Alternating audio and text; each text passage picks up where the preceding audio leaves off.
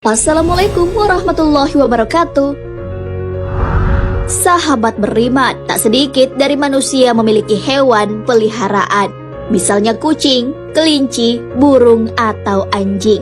Islam memang mengajarkan kita untuk mencintai binatang. Lantas, bagaimana hukum memelihara anjing bagi seorang muslim? Apa syarat dihalalkan memelihara anjing? Sampai mana batasan najis seekor anjing? Bagaimana cara membersihkan najis anjing? Simak ulasannya dengan menonton hingga akhir, tentunya hanya di channel Islam Populer. Tapi sebelum lanjut, jangan lupa klik subscribe, like, dan lonceng notifikasi untuk mendukung channel ini agar terus menyiarkan syiar Islam.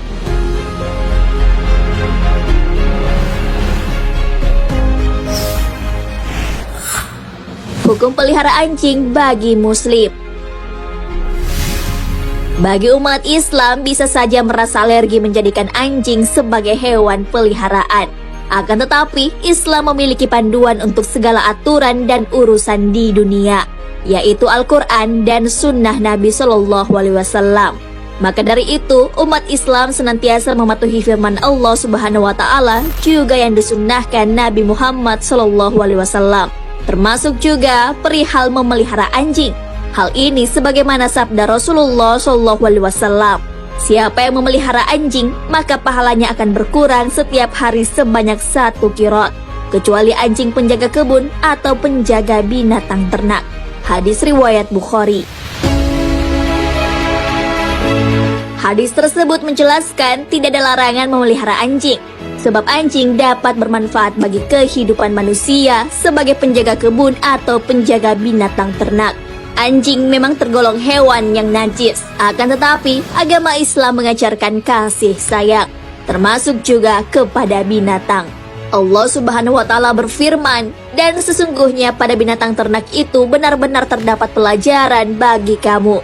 Kami memberimu minum dari apa yang berada di dalam perutnya berupa susu yang bersih antara tai dan darah, yang mudah ditelan bagi orang-orang yang meminumnya. Quran Surah An-Nahl ayat 66.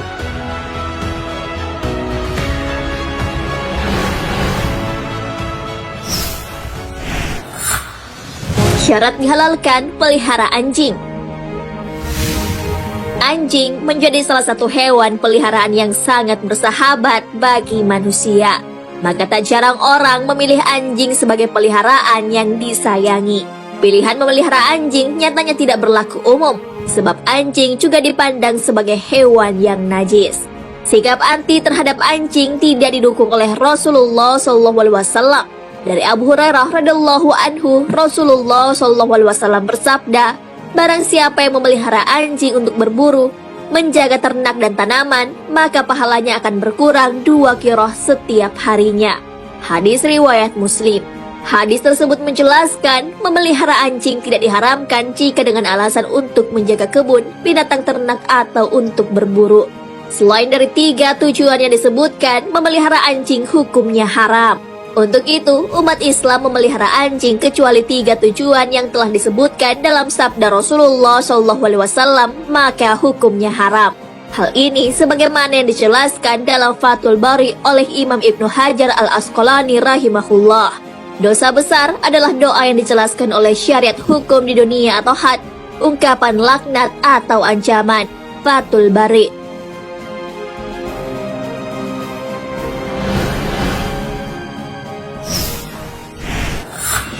Batasan najis seekor anjing.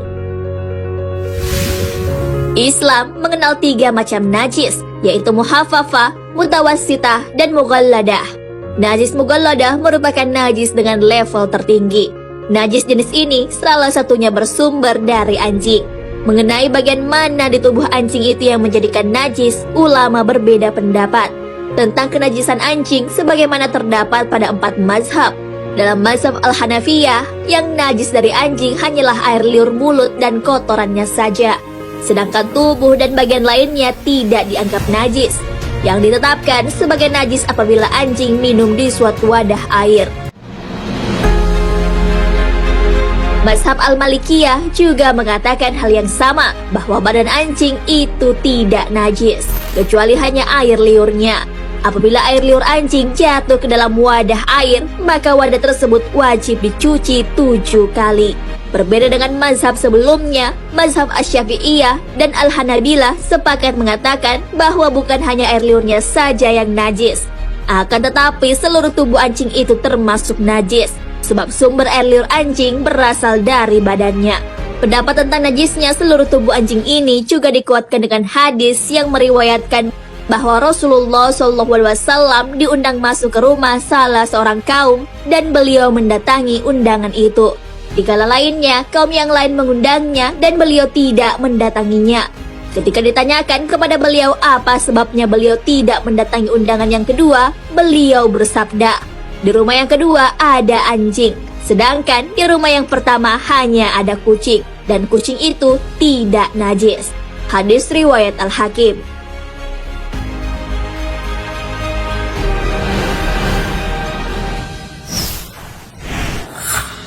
Cara membersihkan najis anjing. Najis anjing tergolong najis level tinggi. Akan tetapi Islam punya cara membersihkan najis. Dari Abu Hurairah, Rasulullah SAW bersabda, "Sucikanlah bejana kalian apabila anjing minum padanya dengan cara dibasuh 7 kali. Cucian yang pertama dengan tanah atau debu." Hadis riwayat Muslim. Lain halnya jika anjing menjilat benda-benda yang sering dipakai manusia, maka cara mensucikannya pun berbeda. Dari Abdullah bin Mughaffal, Rasulullah SAW bersabda, "Jika anjing menjilati bejana kalian, cucilah sebanyak 7 kali dan gosoklah yang ke-8 dengan debu." Hadis riwayat Muslim. Kedua hadis tersebut menjelaskan cara membersihkan najis anjing dengan 7 kali basuhan, salah satunya dengan menggunakan debu. Imam Nawawi rahimahullahu menerangkan dalam kitab beliau Al-Majmu' bahwa basuhan debu dianjurkan pada basuhan pertama. Bila tidak memungkinkan, maka pada salah satu basuhan berikutnya asal bukan basuhan terakhir atau ketujuh. Al-Majmu' Syarhul Muhadzab. Nah, sahabat beriman, meskipun anjing tergolong hewan yang bernajis, bukan berarti diharamkan untuk dipelihara, selama tujuannya sesuai yang disunnahkan. Islam mendorong agar manusia memfungsikan binatang sebagai partner dalam mencari rezeki. Allah Subhanahu wa Ta'ala berfirman, apakah yang dihalalkan bagi mereka? Katakanlah, dihalalkan bagimu yang baik-baik dan buruan yang ditangkap oleh binatang buas yang telah kamu ajar dengan melatihnya untuk berburu. Kamu mengajarnya menurut apa yang telah diajarkan Allah kepadamu. Maka makanlah dari apa yang ditangkapnya untukmu. Dan sebutlah nama Allah atas binatang buas itu waktu melepaskannya. Dan bertakwalah kepada Allah, sesungguhnya Allah amat cepat hisapnya. Quran Surah Al-Ma'idah ayat 4. Wallahu a'lam bissawab. Sahabat beriman, jangan lupa berbagi informasi dengan share video ini.